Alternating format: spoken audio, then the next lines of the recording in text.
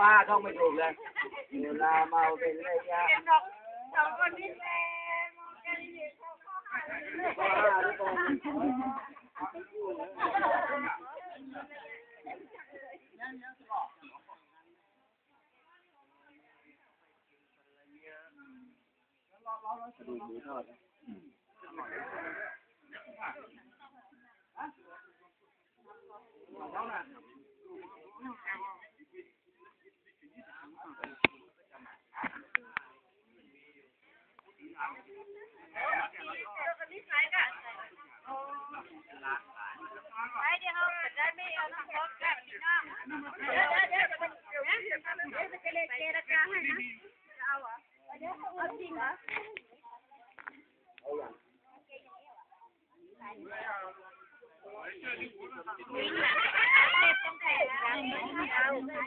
เข้า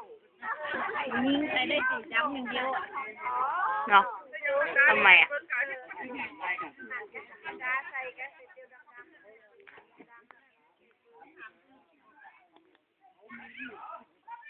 คนตัวยังไงใส่หนัง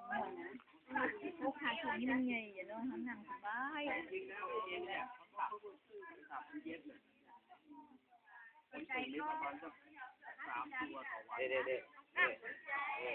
เรียนเลยเจอใสๆนี่ซักคนสองสามตัวเวลาอีกงาน